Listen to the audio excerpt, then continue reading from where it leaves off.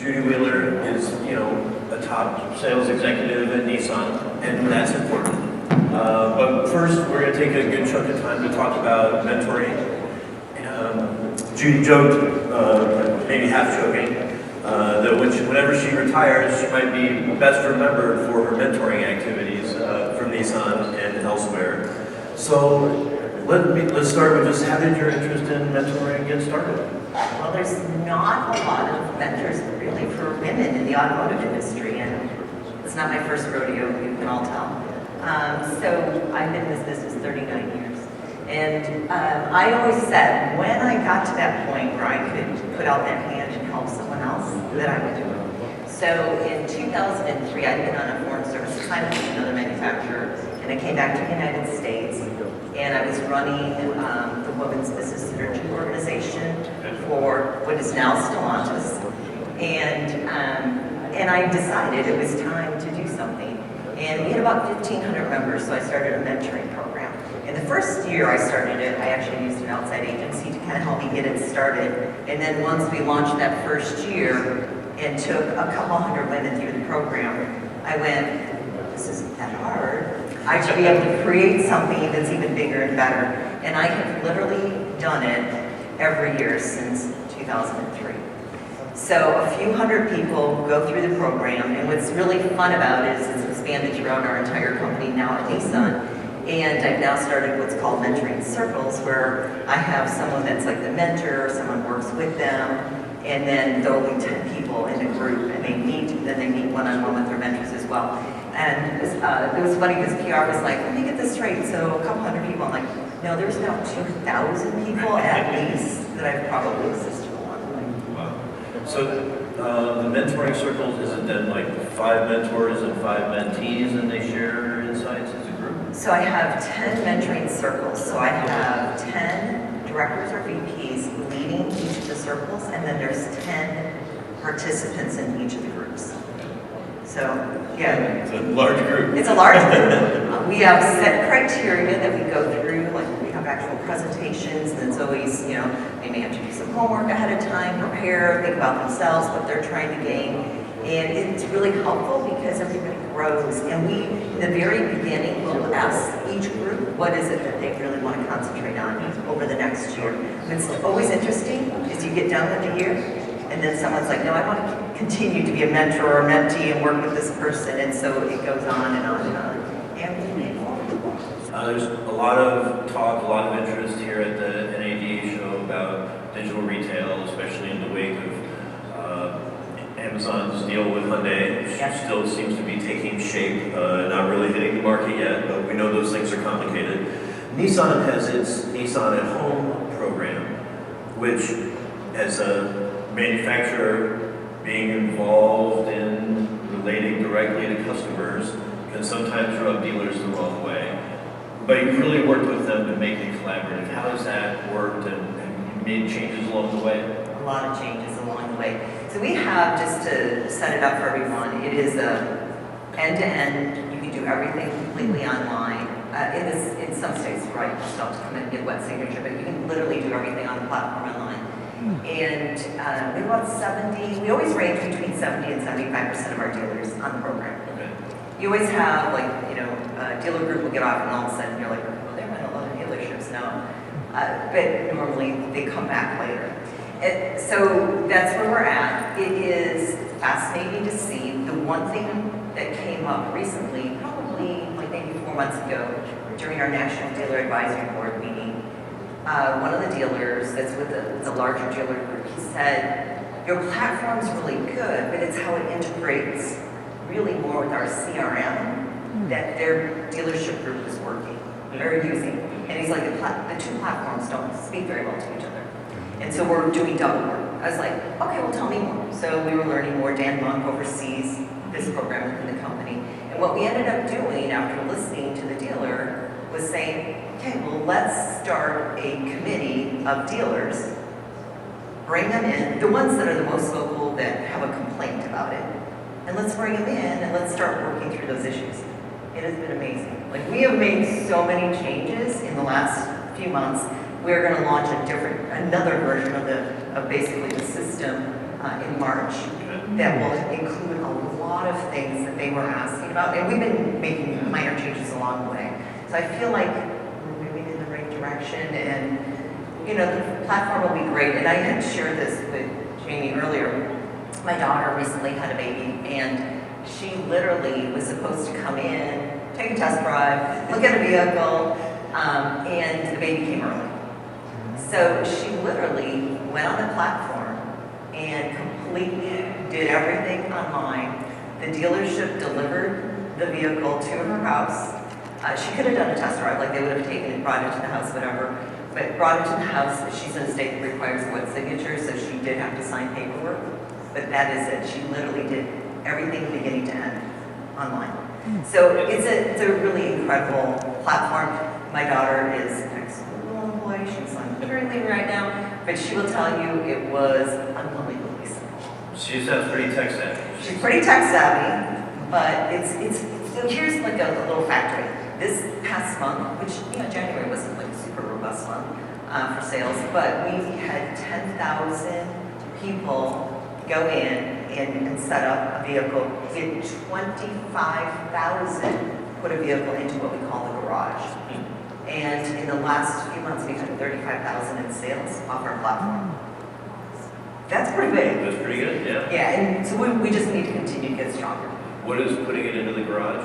Is that just saying if you can get one, I'll buy it? Yeah, it's like I've built it, I've equipped it how I want it, I've got the payment I want. Now I'm, going out and talking to dealers, and it's in my garage. So very positive. That's pretty cool.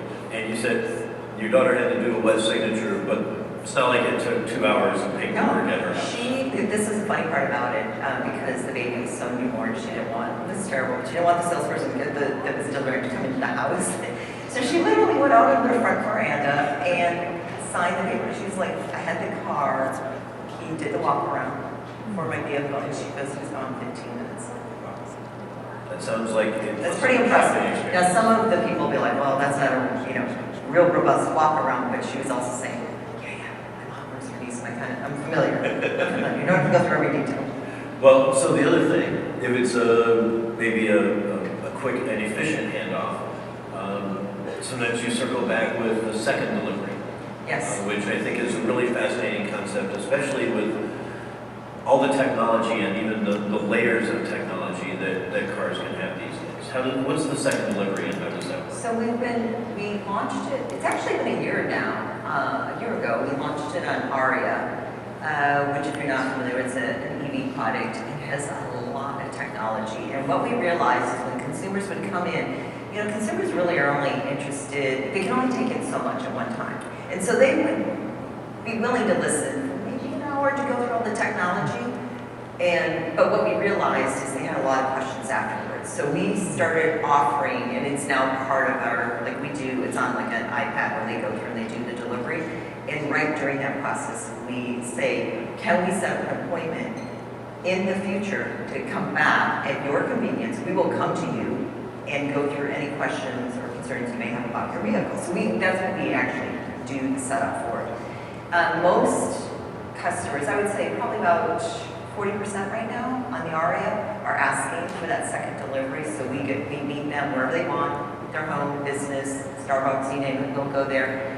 And we literally spend time with them. Most customers, it will be about an hour's worth of questions. And they really are asking things more about, I need to understand better all of the technology, how does this work, how do I use the charging systems, how do I locate the charging systems. They start having those more in-depth questions that you have after you've owned the vehicle for 1 or 2 weeks. The response rate and the interest, the surveys, they are now 94% positive from anyone that has gone through this. I mean, that's pretty great in our industry. So it's a great experience for the customer. They're getting a whole extra hour of tutoring, of Yes. An IT pro there for them. Yes. Or product specialist, product pro.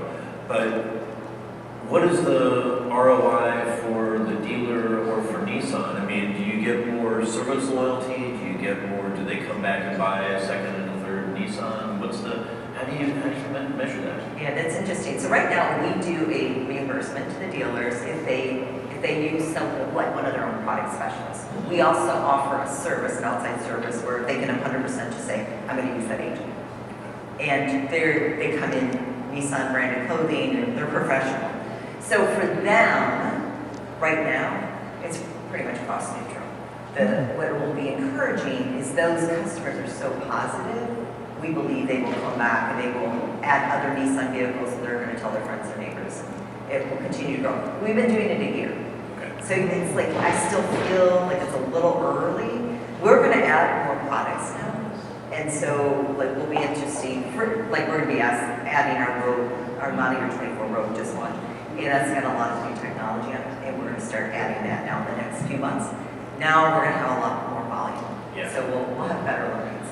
Well, that makes sense though. So the brand funds it basically through the dealer, and you're really doing it to enhance people's experience and image of the brand, so that they will. I mean, word of mouth is as good a way to sell a car as any. Yeah, and think about it. It's not that expensive for us to do, and it builds brand loyalty, and that is so important in our business. What's your sense of how the Ariya is being received? I mean, I saw it in Tokyo in 2019. It was first revealed, and it was like jaw-droppingly beautiful. It's Just beautiful. an amazing car. And then, but since then, that whole segment has gotten really crowded. Tesla slashed their prices by $20,000. It's a tough market.